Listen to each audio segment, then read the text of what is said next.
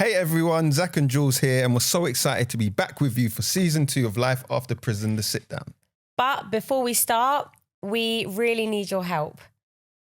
Life after prison is nothing without you guys. All of you listening to us, wherever you are the most important part of life after prison, and we need to hear from you. And we want to know exactly what you think of the show. Life After Prison is funded by the National Lottery. And for us to be able to secure more funding, keep the project going, we need to be able to prove to the lottery that you, the Life After Prison community, are loving exactly what we do. And that you want us to keep Life After Prison going forever. Forever? Forever, ever. Forever, ever. So we've made a small feedback form. It's totally anonymous. We'd be so grateful if as many of you as possible could please complete the form. It will take you about 3 minutes to complete, and it will help us out so much. You can find the link to the form in the podcast description or our Instagram bio and on our website, lifeafterprisonpod.com. Again, thank you so much and enjoy the episode. Yeah. What is different with you now than before you went in to prison? Good question. I have to say that I don't know. I think I'm more patient. That's probably the most thing that's different. I'm not eager. I'd rather take my time and build that something.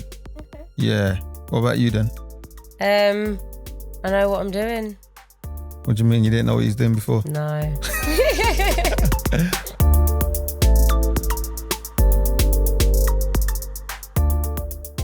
Welcome back to Life After Prison, The Sit Down. So on this show, we have in-depth conversations with people that have first-hand experience of the criminal justice system.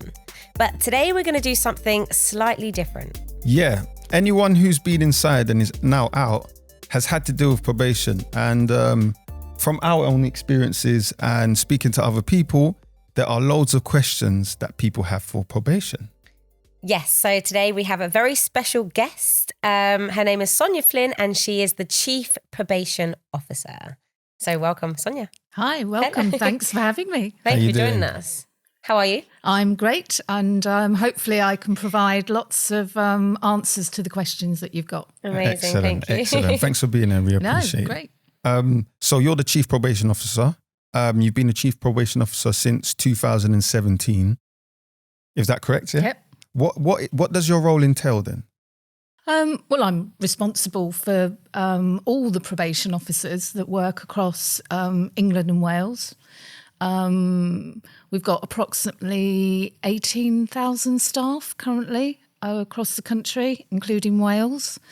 And my job is to make sure that they undertake their duties to the standards required, that they put the effort in to ensure that we give the best quality of probation supervision. So can I just ask, what inspired you to be in the probation service? I guess from quite an early age, I was, at school, I was interested in things like sociology, and that got me interested, and psychology kind of got me thinking about a career in social work. So I applied to university and was successful and started my social work training. And while I was at university, I took the opportunity to do some voluntary work, actually with the Salvation Army, in a homeless unit that basically a soup kitchen. So this would have been in the 1980s. Oh. And the probation officers used to come down to the kitchen in the evening to actually meet with people that they were supervising. And I thought, that looks really interesting. Okay. So I decided that when I qualified, I would be a probation officer. And that's what I did in South London. What was it about seeing the probation officers come down that made I you think wanna get just that involved? connection. And obviously they were working in partnership with an important organisation like the Salvation Army, who've been around forever, who work with street homeless. And it just made me realise that we can make a difference.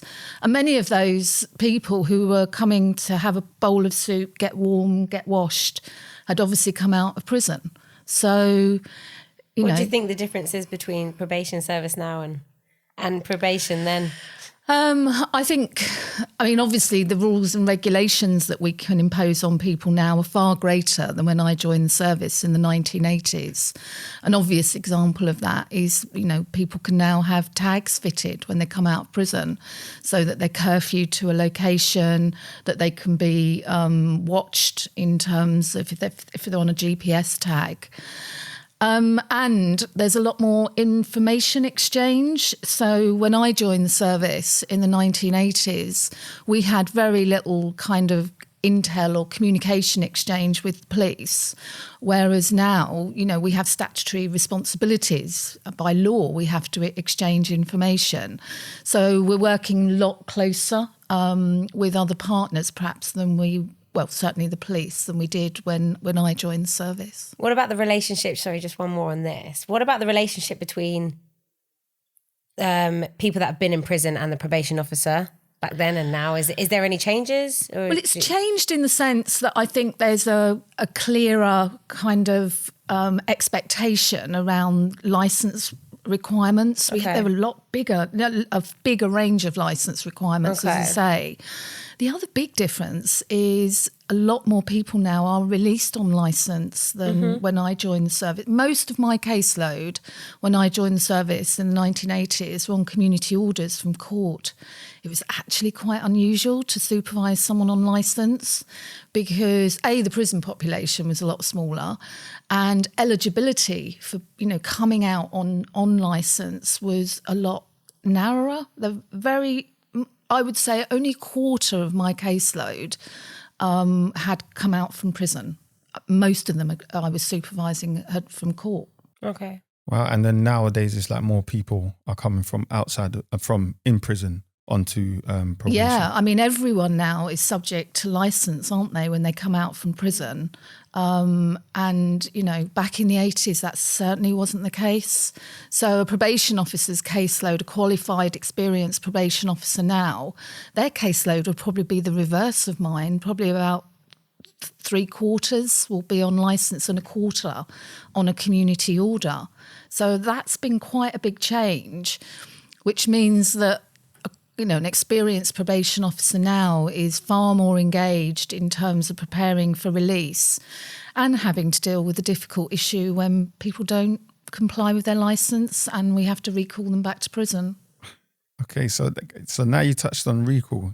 Great to ask you a bit of a question here, because there's a lot of people that we've spoken to and they need a bit of clarification on the recall process, because some people are quite sceptical or afraid of being recalled by their probation officers. Something that's come up a lot.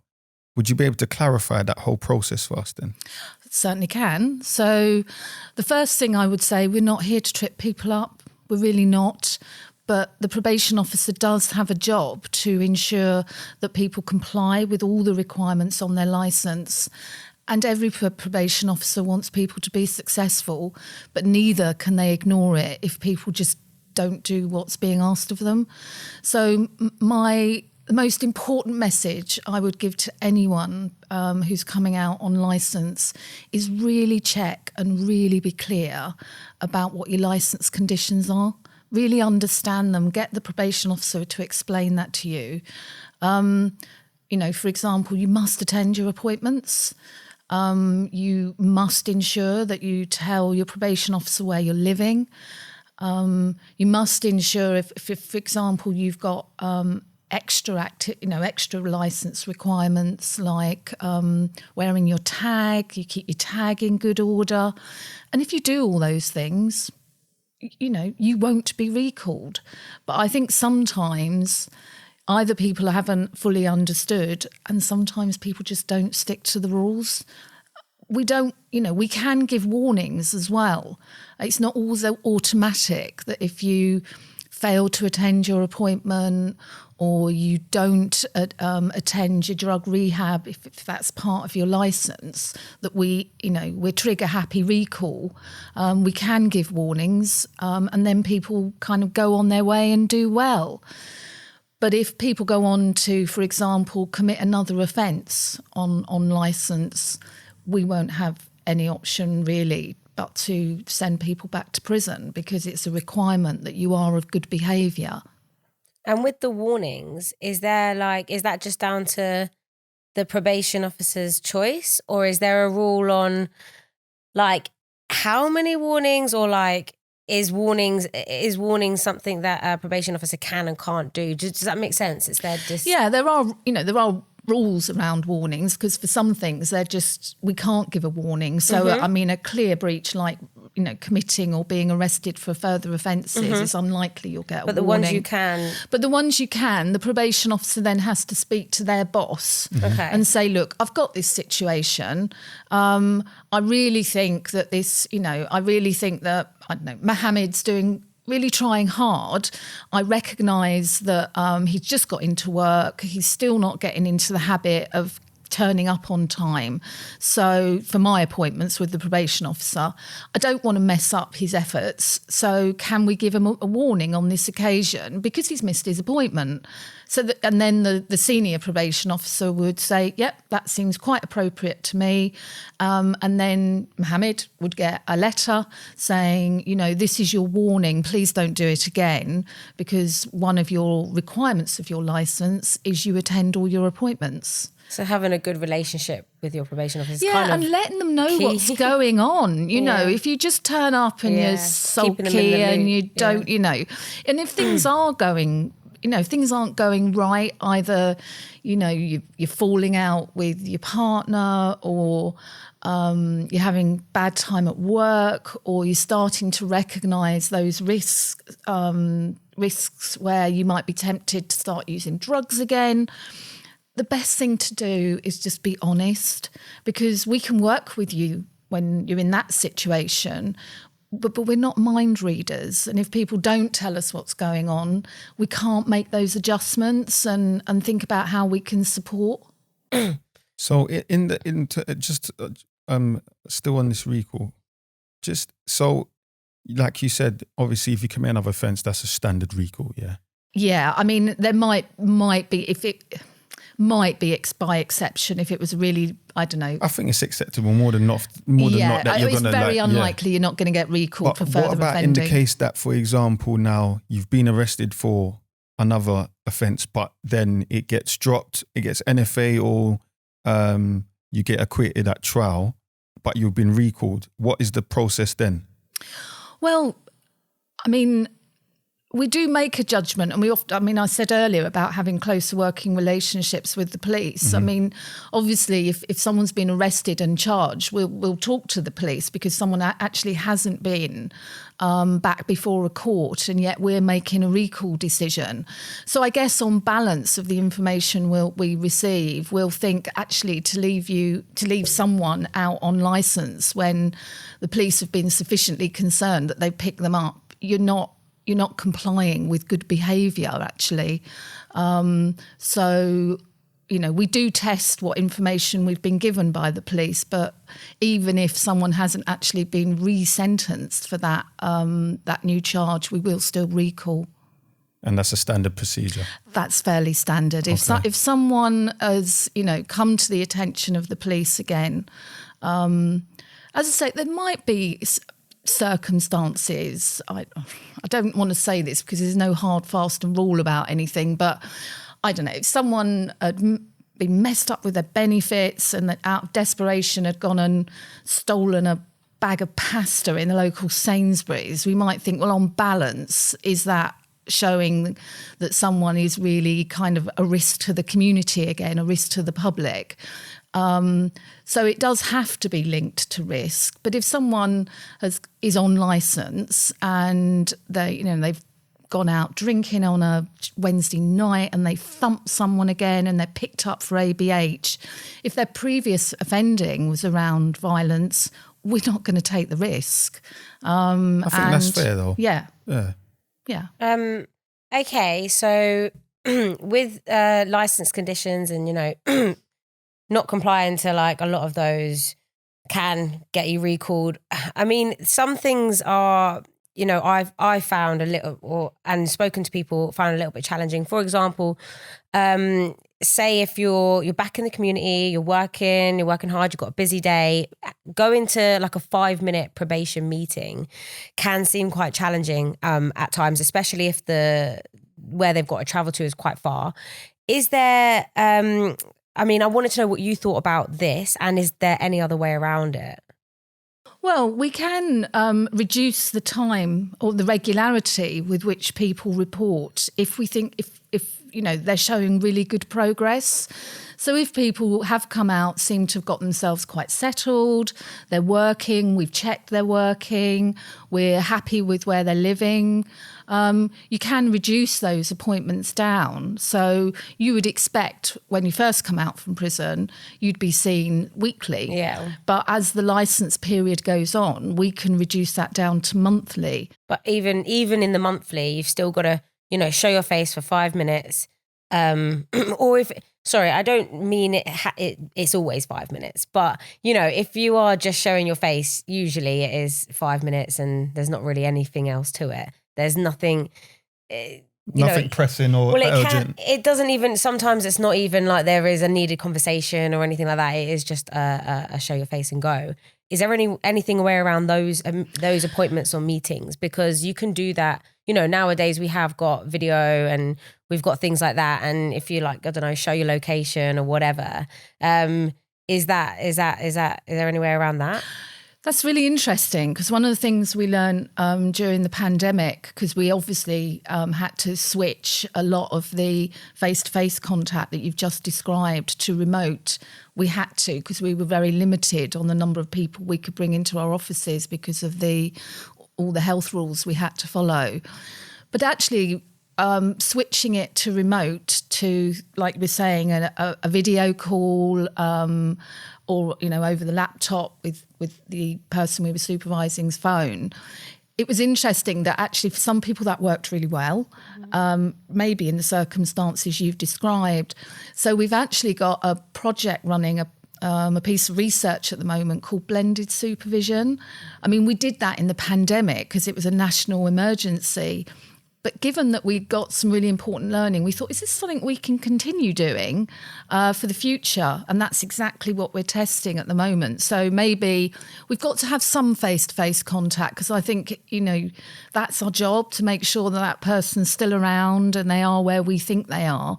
But can we mix it up a bit with a video call? So like 1 month, do a video, the next month do a face-to-face. So we are doing research on that at the moment, see how that works out over a longer term. But it's a really good point. Okay. And with that research, when do you reckon that could be implemented, if it is implemented? Well, it started earlier this year. I expect that will run through 2023, and I think by early 24 we'll have the results of that, because we've got to run it long enough to make sure that is tried and tested. It's tried and tested before we make kind of big changes to what constitutes or what counts as a face-to-face licence contact. Because what we don't want to do is, risk saying these are the rules, and then actually those rules kind of aren't accepted by, I don't know, the parole board, for example, because when the parole board release people on licence, they do it on the understanding that we will maintain face-to-face contact with someone.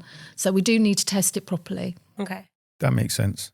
And talking of these kind of new changes, recently there's been a few changes with probation in terms of the reintegration of the two services back into one.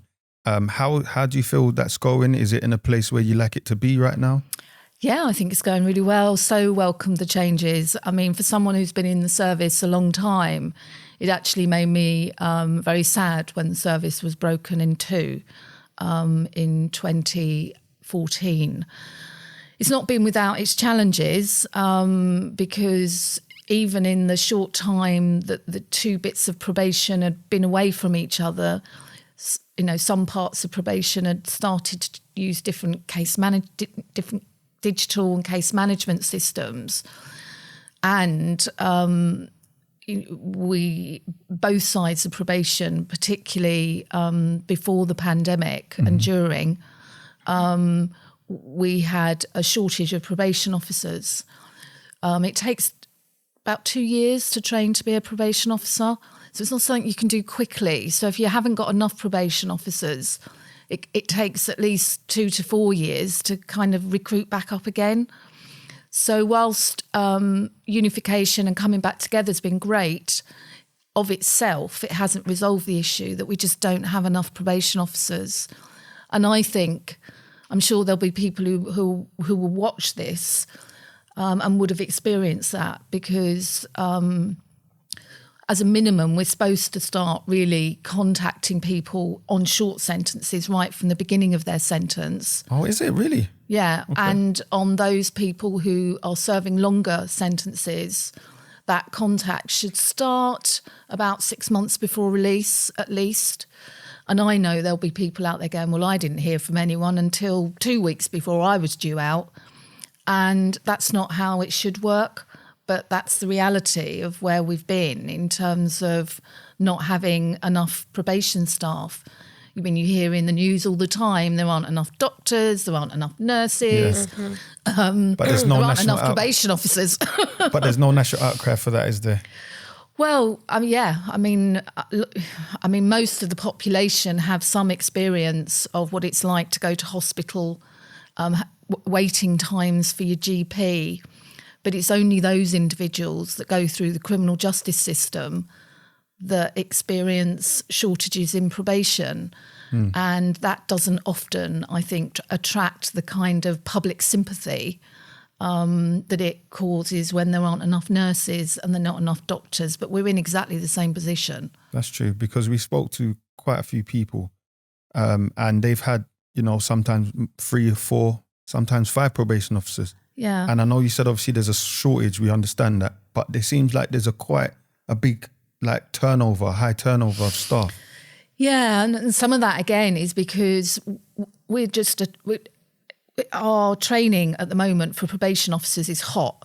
I mean, I've never known us bring in so many trainee probation officers, and that's alongside the fact that we haven't got enough experienced officers. But to train the probation officers, we then have to allocate work. And then when they finish their training, they move on. And it creates this kind of, it sounds a horrible way of describing it, but a churn. But we're between 2 hard places. We've got to train all these extra probation officers that we need. But we know by doing that, we're often moving the caseload around more than I would want to be moving it around. Okay, so that's part of the reason for shift in, maybe you might get a new probation officer. Yeah, because another trainee comes along, and once you're trained, you go on to the more sometimes more complex work. So I think probably those serving short-term sentences are probably the group who are experiencing the most change, because typically those who are coming out of prison on parole have to have a more experienced officer to make those judgments to the parole board. That would make sense, though. Someone that's got that experience, so they kind of have a better understanding of circumstances of what people's lives have been like and what it's like to be on parole, those kind of things. Yeah, I mean, and obviously people who go through the parole process have obviously often committed more serious crime. Otherwise, you wouldn't be going through the parole process. You're serving sentences of minimum more than 4 years, and you have to go through the parole process. So, do you think the shortage of probation staff and the high turnover affects the relationship between the probation officer and the person in prison or coming out of prison? Yeah, because the most important thing is relationship. We really know you. That's got to be the most important thing, right? The relationship. Yeah, we know you, you know us. And there's a degree of trust in that relationship. Going back to what I was saying earlier, if you know things are starting to fall apart, but you feel you can share that and it will be listened to. So other than, not having such a high turnover of probation staff, how else do you think these relationships can be improved between probation officer and person on probation? Well, I guess having that proper time to both plan and think about the things that you want to talk about with the individual when they come in for their supervision session, having the time to maybe go and visit them at home, because an individual isn't an island. They succeed because of those around them. And actually, if the probation officer can meet with mum or the wife or brother or, that can be really important. So actually going out and visiting people at home and understanding who's around them, friends, is because the probation relationship will end. What's more lasting are those networks and friendships that people re-establish when they come out from prison. Definitely. What do you hear most then from probation officers about the people on probation that they interact with? Very often they'll say they like the people they supervise. They really want them to do well. The best part of the job is when you see people succeed, and when you see that there were things that they were doing that was supporting their crime, and how sometimes that ingenuity, that innovation, that energy is suddenly redirected into success, either that being a successful father or a successful mother, doing well in, sport or employment, because if someone's been engaged in drug running and organising crime, there's a lot of entrepreneurial spirit in there. Shall we say? Yeah. Well, it must be a really rewarding job when, people, like you just said, have such a successful time with the family or into a job. It must be super rewarding. So it is when people finish. It's hard to do the job not to feel good with those feelings. Do you know what I mean? So yeah, and sometimes you just see people really change in the way they look, the way they stand. They look healthy again. They look happy again. So it's those kind of elements, I guess, to the job that keep probation, well, it certainly did me, but keeps you kind of motivated. And I think, I guess people are complicated and interesting. So you meet so many interesting people as well from such a wide background as well when you work in the probation service.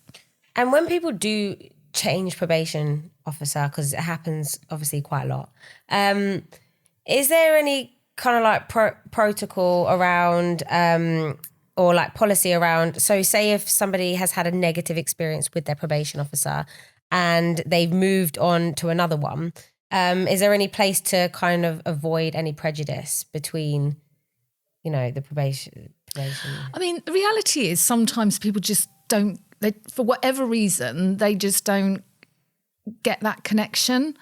And there is an opportunity. I mean, formally, if you're on supervision, you can raise a complaint, actually, if you don't feel you're getting properly supervised. And I'd encourage people to do that. If you feel that you're not, someone isn't treating you fairly, they're not explaining things clearly, then, you can ask to, there is a complaints process, and I'd encourage people to do that.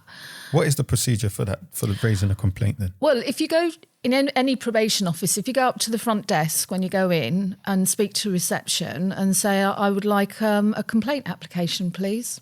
Okay. And they'll give you a form. How often does that happen? Well, a lot, because, I mean, I do track the complaints. Okay. And how quick is the process of their complaint getting dealt with and action? In the complaints leaflet, I think it's 10 days that we have to come back and say we've properly investigated the complaint. But I can double check that.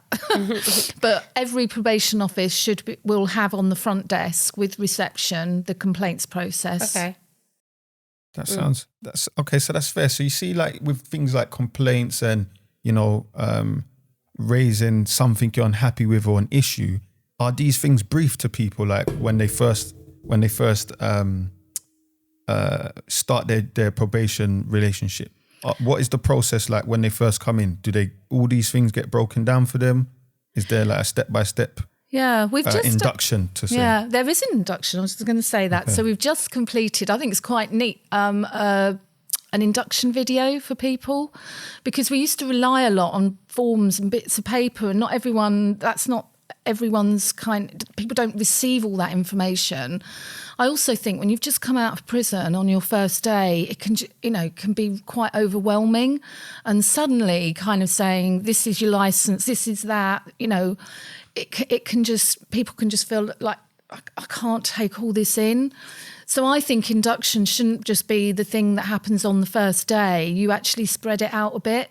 And particularly, if people haven't been on any form of licence before. But as I say, we have just made this induction video that we're using at the moment. So hopefully that will help get those messages over. And, probation officers have phones, and, we want to keep in contact with people via text as well. So not just relying totally on that meeting face to face. If someone leaves the office and thinks, I'm not sure about that, then get in contact with your officer, send them a message. And just going back to the question I asked earlier, like, so is there anything like else in place to avoid any kind of prejudice? Just in case, like, say two probation officers work in the same office, and they've had a negative experience with somebody that's come into probation, and somebody else in the office is taking over. I don't know. Does that happen a lot? Does I don't know. It's just it's probably a bit of a worry for the person on probation that they're not going to get off to a good start, or. I mean, probation officers are trained. I'm not saying to not be prejudicial, to accept people for who they are. So like clean slate always. Well, yes. I mean, that is our training. Okay. That's absolutely one of our kind of core values, not to discriminate. And if people feel that they have been discriminated, then go through the process. Yeah, I mean, we've got really, really clear rules about anti-discrimination. So, and at the same time, I mean, we're really keen as well to ensure that that our probation officers reflect the communities that they serve. So that, people can see people like me when you come into a probation office, that not all probation officers are white. There are probation officers who are Asian and black, so that we reflect our communities as well. Okay. You touched on just a second ago, like the core values of probation. Well, one of them. What are the core values of probation then? Well, one of them is that we treat people with respect. Mm-hmm. The other is that we believe people can change, which, if we ever lost that, what is the point of the probation service, quite frankly? Yeah. And I know sometimes I've been challenged about that, because we supervise people who've committed the whole range of crimes, and some of those crimes, to a lot of people, they wouldn't want to sit in a room who'd someone who had very true committed, I don't know, murder, sexual crime. But we believe people can change, and we treat people with respect regardless of the type of crime they've committed. And that's why, for a lot of people, joining the probation service isn't their bag, because they don't feel that they could offer that degree of respect and humanity, which is another one of our values, to people who've, I don't know, taken someone else's life away. What do you think is the challenges for probation staff that have to deal with things like you've just mentioned, those kind of caseloads? How are they prepared for that? Well, the training, obviously, and the continuous supervision prepares people to listen to things that normal members of the public would never want to choose to listen to. But I think the most important thing is the supervision that's offered by the senior probation officer, that people have time to reflect. We do have specialist services as well, so that people can have kind of confidential debrief sessions, because sometimes you just need to say, I've heard the most horrible thing and it's really upset me, and that's okay, but talk about it, because when you bottle those things up, that's when it can affect the way you are at home. It can make you feel stressed, it can make you feel depressed. So talk about it, use the services that you have to deal with some of the more, well, sharp end, shall we say, of what we have to listen to. Yeah, even for someone expressing those things. So say, for example, someone wants to express maybe something traumatic or experience that's been difficult for them. Is there something in place, like if they disclose that to the probation officer, that like a service or something that can be used to, facilitate someone dealing with those issues? Yeah, I mean, we can obviously help support people access more kind of psychologically informed services, trauma-informed, particularly around the women's centres that we operate across the country now. Very good trauma-informed counselling is often available, because I'm not saying men don't experience abuse, they do, but some of the abuse that women experience both as children and then adults needs that attention in terms of recognising it as trauma. And clearly for some of the women that we supervise, the process of being in prison has meant that they've lost contact with their children. And that's a trauma. And how do you come to terms with that? So, yes, within the women's centres, as I say, that we've developed over the years, you will find that trauma-informed, but men should have access to that as well. I know many of the people that we work with that have been involved in gangs have often both experienced and witnessed the most terrible violence, and that in itself causes trauma. So our gang of programmes now will often have a trauma element to it to help people resolve that and not see violence as normal. Yeah. For people who have, served their sentence and they've been, for example, an exemplary inmate, how is that ever taken into consideration, your behaviour in prison when it comes to setting license conditions? Absolutely. I mean, if you're going through the parole process, the parole board will want to be assured that you have that you're an enhanced prisoner, that there are, you haven't got any adjudications. I mean, no one expects, if someone's doing a really long sentence, the likelihood that they'll have a few adjudications here and there. It's a possibility. Yeah. It's a possibility. But on balance, the parole board and we would want to be, confident that if you can comply with prison rules, even better if you've had the opportunity to do some education or been in a workshop, then all of that contributes to the parole assessment and gives us confidence that when someone comes out on licence, that you'll comply with your licence rules. If you're not going through the parole process and you're coming out on or you're going through HDC, yeah. So you're coming out on HDC is quite similar to parole, although it's different because you're not going to the parole board. But with HDC, again, we and that's the government, detention curfew, home detention curfew, where you get the tag and you're curfewed at home. Again, what we're looking for then, and at the moment you can come out, get an extra 3 months on licence. Again, we're looking for people who are complying with the prison rules. If you're just coming out on your ordinary licence, there's no HDC, then we just want to work with you in terms of achieving that success as I described.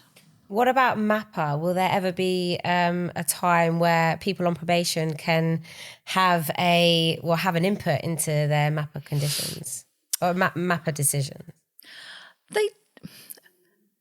I think it's unlikely that they'd be able to attend the actual board, mm-hmm. but I do think that their response to their licence is actually reflected at the MAPPA board. That's what it's all about in some ways.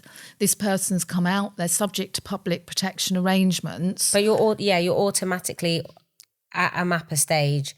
Like technically everyone that is released is a MAPPA, some sort of level, right? But you don't choose it. It's to do with your offence. It's right? to do with your offence, Yeah. whether you're a MAPPA, Okay. whether you're put on multi-agency public protection arrangements. Well But done. you Not don't- everyone well is. done. Yeah. But you don't have a decision on that. Like you're just, that is your MAPPA. For some people, it's automatic. Yeah. If they've committed sexual crime, for example. For others, it's at probation officer's discretion. Right, okay. And again, that's a particularly around relationship. violence. Yeah, that's a relationship. But that decision's made before you're released, right? That decision's made before you release, because your first MAPPA board, if you are subject to MAPPA, should be convened 6 months before you're out. Wow. But what happens if you don't have that relationship with your probation officer from, inside, and you've been given a MAPPA when you're out, and then you basically got no say? You should be told before you're released that you're going to be subject to multi-agency public protection How soon arrangements. before? But how do you... Well, if we're convening the MAPPA board 6 months before you release, then you should be told before then. and unless you've built a relationship with your probation officer, that won't change.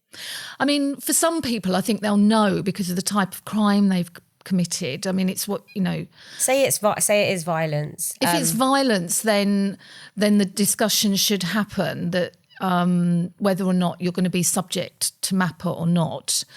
And then the probation officer will explain that MAPPA status will be discussed with all the MAPPA partners, which obviously includes the police. Okay. So then, sometimes you get this scenario where you find out your license conditions on release. Is there ever a time where you can find out before? You should be told before release what your licence conditions are. You shouldn't be walking out not knowing what they are. Because there's experiences Everyone of... waits till the last day For example, until they're like, yeah. what's on my license So for- I would want to conditions?" know. Yeah, because sometimes some people are released and it's like, okay, you have to go to a hostel. Yeah. You have to report to this hostel at this time when they weren't for expecting example, that. if it is violence and, they've been working really hard inside, getting their life back on track, aiming to get the job that they want, going out to, they've got a place to go. But say they haven't built up that relationship with their probation officer and they don't know what's on their license, because well, in my eyes it was, I didn't have a clue until I was like, if things like that were on the license, they're like, you don't know yet. How can they get out of that, getting out of like having to go somewhere else apart from home? How do you submit your representation in terms of like, this is what I think would be best for me? For example, if you're sending me to a hostel, that's not really going to help me when I've got a family home to go to. And you, I mean, what I would say about a hostel or approved premises is nearly 100% people go to approved premises because the parole board have decided that's the only reason. The parole board will say, we're not going to release you Unless you're there. unless you go there. But So what- they would absolutely shouldn't. Oh, they would know that because of the parole process. That's fair enough. But what about standard release now? With standard release, I mean, in an ideal world, the probation officer absolutely should have met with the individual before they're coming out and actually explained to them, these are your licence conditions. If we are sufficiently concerned and we think MAPPA is appropriate, we will tell the individual you're going to be referred to MAPPA. So in an ideal world. So it saddens me if people are walking out through the gate, haven't got a clue, hasn't been explained to them, because actually if the system's working well, people should be told in advance. But no one should be sent to an approved premises, because very often, as I say, most of the people who go to approved premises have been through the parole system. and how do people find out inside their license conditions if they're not?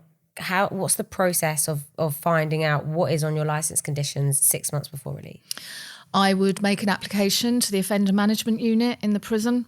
Do you have something in place, or does the probation service welcome people who've got lived experience? So, for example, someone like me and Jules, who've been on the inside, would you accept us into the organisation? Is there a pathway into that? There most certainly is, and Off you go, Zach. We've got a shortage of probation officers. Go on, Jules, that's perfect for you, isn't it? Let's go together. No, absolutely. We are actively wanting to promote people with lived experience into the probation service. You guys are the best ambassadors of what success looks like. That's not to say that if people have got, have got criminal records, that when they join the probation service, they want to continue with that identity, because actually they've got a new identity now. It's an important part of their life, but it doesn't have to define them once they come in as a probation service officer or a probation officer. And, when people want to choose or people should have a choice when they want to share their lived experience, actually. The other thing we're doing as well, we've started new contracts with an organisation called St Giles, and this is national. And a good step, I guess, if you do want to pursue a career in the probation service, is to become a peer mentor. Where we train and support people who are current on supervision to actually be that ambassador in the way that I've just described. And if people successfully go through mentoring, that can often be a really, really good on your CV if you want to apply for a job in the probation service. And that's available for people that are actually actively on licence now? On licence now, yeah. Okay. We want people who are, to come and train to be mentors. And then, when their licence supervision has ended or their community supervision, what a great place to be to then apply for a permanent job with us. And it's not held against them, your convictions not held against you for that.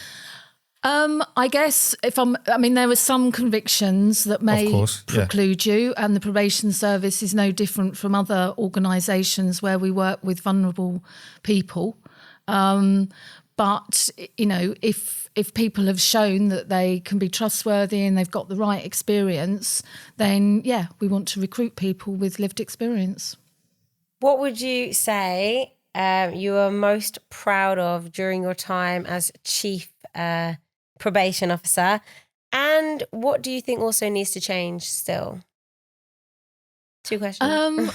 What am I most proud of? I think some of the innovation that we see in probation, particularly I think in more recent years, around that commitment to bring people with lived experience into our offices to act as peer mentors. I joined a service where that was just unheard of, quite frankly, and that there wasn't much effort either to recruit people with lived experience. What did people with lived experience bring to the service then? I think it's that richness and understanding about the things that drew them to commit crime, and the fact that they've shown that real resilience and gut to get on and make changes. And you do have to be quite strong to be a probation officer, quite resilient. You can't, just fall over at the first kind of time someone decides to shout at you or get upset because someone hasn't done what you thought they were doing. So you have to be quite determined. And I think people with lived experience who've created a new identity for themselves have that determination. Otherwise, why would you have got to where you have today and created that new identity? And I'm always so impressed by people who maybe didn't make the opportunity to get educational awards when they were younger and go back and study as adults. And that's the other thing we've changed in the probation service, that we do have a route in now where you don't have to have a degree and you can go on and become a fully qualified probation officer. So I hope that as well will make it easier for people to come in. In terms of what I'd like to change, obviously to resolve the staffing situation that we've got. It's always been a hope of mine as well that people would better understand the probation service. We're like a bit in the shadows. We don't wear uniforms like the police. or prison, and yet we're out there. We have as much contribution in terms of protecting the public and reducing reoffending, and yet we're not as widely known. Well, it's massive because the probation are the first point of contact for people just getting out of prison. And I mean, it's massive. It's so important for... Yeah. So I guess if I had a chief probation officer wish, it would somehow be, how can we promote the value of what probation does in all its duties, as I say, from public protection to believing that people can change. What would that look like? What would that look like? I think there would be more... You were asking earlier, people care if there are not enough nurses. Do people care if there are not enough probation officers? Because those kind of things actually influence government decisions. They influence things like funding. Yeah. They influence things like the priority that's given to probation in respect of, if there's any sort of, if there's shown any sort of link between, not having a good relationship with probation and not having enough probation to reoffending, then surely that's enough.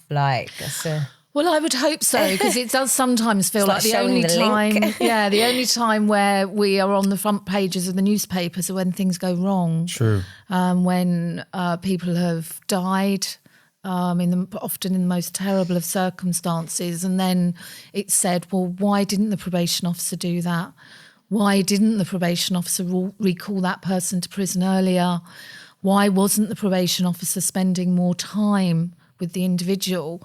And often when you trace that back, not always, because sometimes, probation officers haven't done their job properly, but also they haven't had the resource to do their job well. So if the probation service was better understood, and people valued it like they value the National Health Service or nurses, then you'd get better probation. So what's next for you then? I've been in the service 35 years. I think I was sharing with you earlier, so 35 years is a long time. That's longer than actually most life sentences. So I'm at a place now where I am thinking about my retirement, actually. Okay.